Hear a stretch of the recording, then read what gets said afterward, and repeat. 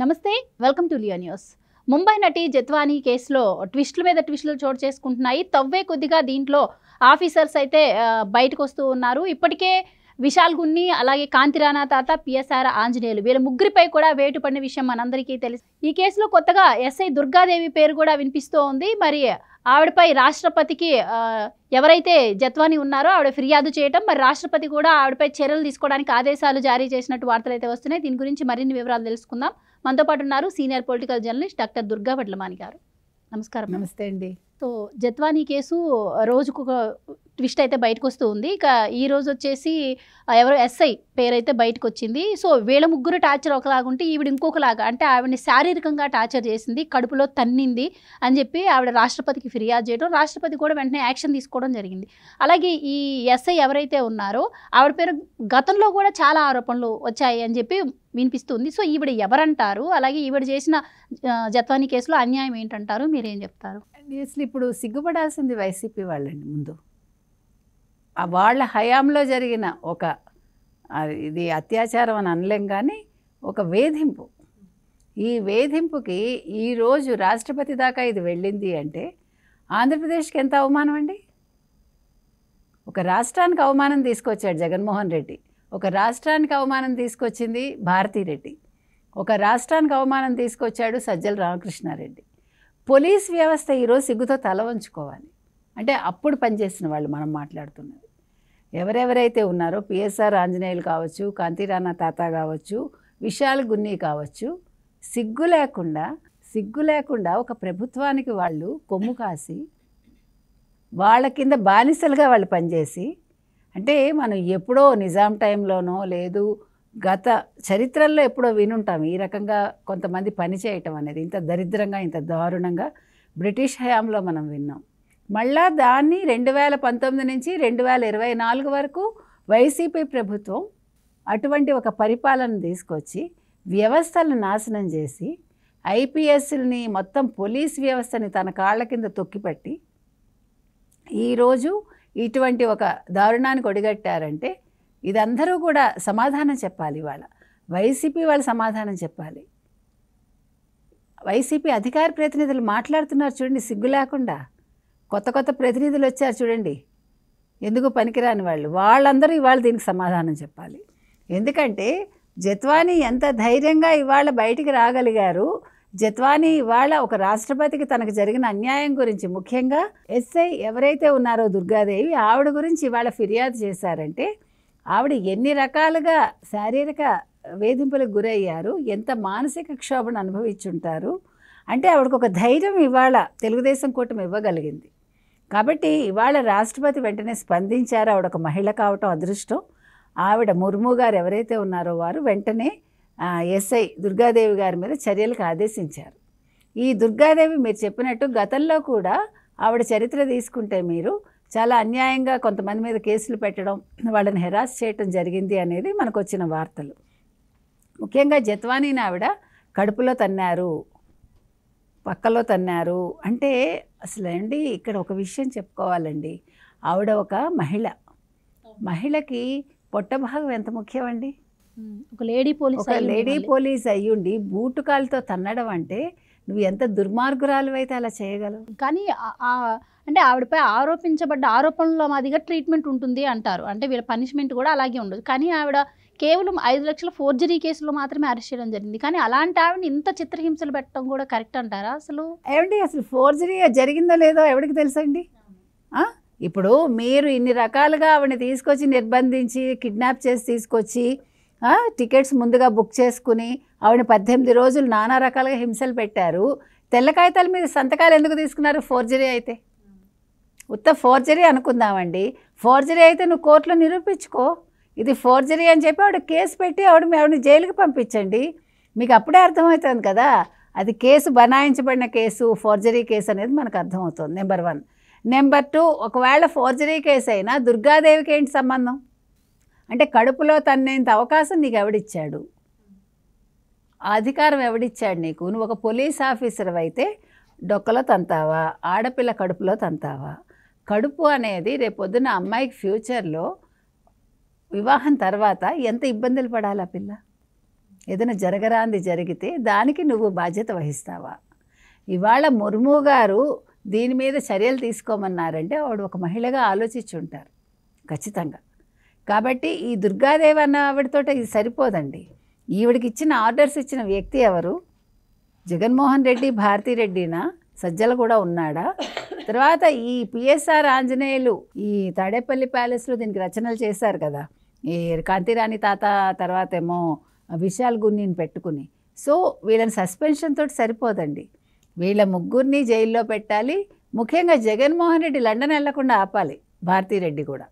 ముందు వాళ్ళిద్దరిని అరెస్ట్ చేయాలి. అండ్ దెన్ సజ్జల రామకృష్ణారెడ్డి ఎక్కడో దాంకుని ఉన్నాడు కదా, బర్మా వెళ్ళాడు అంటున్నారు, దాంకున్నాడు అంటున్నారు, ఏదో వ్యాపార లావాదేవీల్లో ఉన్నాడు అంటున్నారు.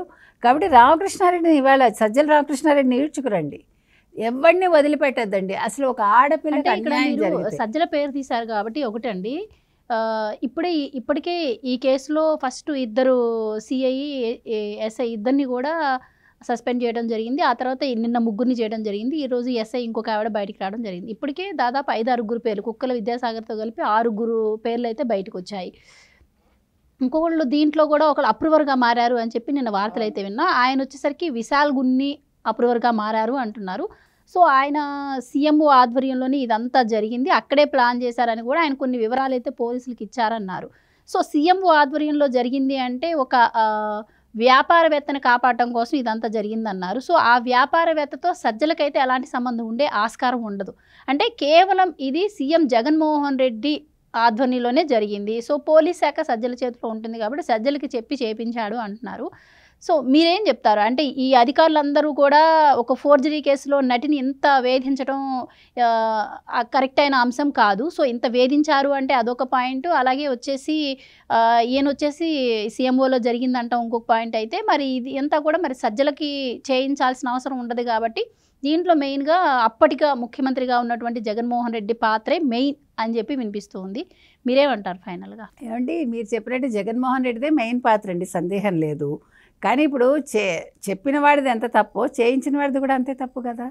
ఇప్పుడు సజ్జల రామకృష్ణారెడ్డి అన్నింట్లో తనే ముందు ఉంటాడు కాబట్టి, జగన్మోహన్ రెడ్డికి మెయిన్ వాయిస్ ఫ్రంట్ వాయిస్ ఆయనే కాబట్టి మరి చేయించింది ఆయన అయినప్పుడు ఆయన కూడా తప్పు చేసినట్టే కదా. ఇప్పుడు జగన్మోహన్ రెడ్డి ఒక ఆర్డర్ ఇచ్చాడండి, నువ్వు ఫలానా నటిని తీసుకునిరా, కిడ్నాప్ చేసి అమ్మాయిని హెరాస్ చేయని చెప్పి ఉండొచ్చు.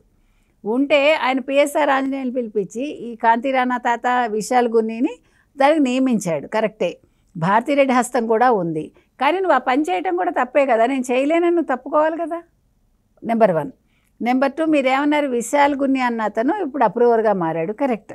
విశాల్ గున్ని చిన్నవాడు, నెంబర్ 1. ఇంకా అతనికి చాలా సర్వీస్ ఉంది, భయపడ్డాడు దాంతో. అంటే నా లైఫ్ ఏమైపోతుంది. ఇప్పుడు తప్పు చేసేటప్పుడు ఆ భయం ఉండాలండి. తప్పు చేసేటప్పుడు ఒళ్ళుపై తెలియలేదు, ఇప్పుడు కళ్ళు తెరుచుకున్నాయి. సో అప్రూవర్గా మారితే శిక్ష తగ్గుతుంది, తర్వాత తన సస్పెన్షన్ ఎత్తేస్తాడని అనుకున్నాడేమో, మనకు ఆ టెక్నికాలిటీస్ మనకు తెలీదు. ఏది ఏమైనా కూడా ఇవాళ విశాల్ గున్ని అప్రూవర్గా మారాడు కాబట్టి సీఎంఓలో ఇది జరిగింది, తాడేపల్లి ప్యాలెస్లో దీనికి రచన జరిగింది అన్నది 100కి 100 పాళ్ళు నిజమని మనకు అర్థమవుతుంది. కాబట్టి తప్పు చేసింది ఎవడైనా, మాజీ ముఖ్యమంత్రి అయినా, మాజీ ముఖ్యమంత్రి భార్య అయినా, లేదు మాజీ ముఖ్యమంత్రి సలహాదారుడైనా, పోలీస్ అధికారులైనా అందరికీ శిక్ష పడాలండి. ఇందులో ఎవడు తప్పించుకోవటానికి వీల్లేదు. మీరు చెప్పినట్టు ఇప్పటికే 6 సస్పెండ్ అయ్యారు. ఇప్పుడు దుర్గాదేవి మీద చర్యలు అయితే ఉంటాయి. అది పారిశ్రామికవేత్త, కుక్కల విద్యాసాగర్ అనేది కూడా బయటకు వస్తుంది.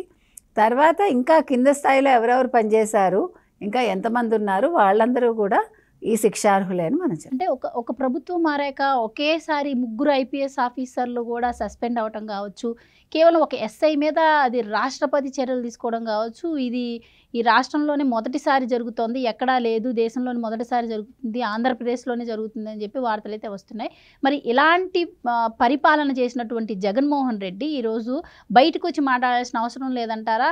ప్రజలకు సమాధానం చెప్పాల్సిన అవసరం లేదంటారా? అంటే ఈ వరదలు వచ్చినప్పుడు ఉన్న ప్రభుత్వం మీద నెట్టేసి వచ్చిన దాన్ని, ఎప్పుడైతే బాబాయ్ హత్య కేసు ఉందో అలాంటి వాటి మీద, అలాగే వాళ్ళ పార్టీకి సంబంధించినటువంటి వాళ్ళ మీద లైంగిక ఆరోపణలు వచ్చినప్పుడు అలాంటి వాటి మీద స్పందించకుండా, ఇప్పుడు ఈ విషయం మీద స్పందించకుండా వచ్చి వాటి గురించి మాట్లాడితే ఎవరైనా నమ్మే అవకాశం ఉంటుందంటారా? మీరు అంటున్నారు కరెక్టే. జగన్మోహన్ రెడ్డి బాబాయ్ హత్య కేసు పక్కవాడి మీద వేయడానికి చూశాడు, చంద్రబాబు నాయుడు మీద. తర్వాత ఎన్ని ఆరోపణలు వచ్చినా వాటి గురించి ప్రస్తావించడు. రిపోర్టర్స్ అడిగితే తప్పించుకుని పారిపోతాడు, ఎందుకంటే ఆన్సర్ లేదు కాబట్టి. అటువంటి వాడు ఎట్లా అసలు వీటి గురించి స్పందిస్తాడని అనుకుంటున్నారండి మీరు? జగన్మోహన్ రెడ్డి అసలు రాజకీయ నాయకుడు కాదు అని మనం డే 1 నుంచి చెప్తున్నాము. అతను ఏంటంటే అవకాశవాద రాజకీయవేత్త అంతే.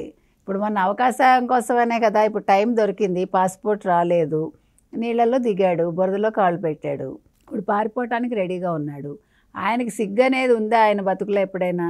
ఆయన అసలు ఆన్సర్ ఇస్తాడని మీరు ఎలా అనుకుంటున్నారు? జగన్మోహన్ రెడ్డి ఆయన ఎలా తప్పించుకోవాలా అని చూస్తాడు. ఆయనకి ప్రశ్న చూస్తేనే భయం.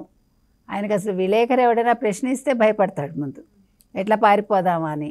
ఏమన్నా అంటే ఆకలేస్తుంది అంటాడు, లేదంటే నీకు పేపర్స్ ఇస్తాను చూసుకో అంటాడు, లేకపోతే ఇంకేదో ఆన్సర్ చెప్తాడు, పారిపోతాడు. కాబట్టి జగన్మోహన్ రెడ్డి దగ్గర నుంచి మనం ఏం ఆశించక్కర్లేదండి.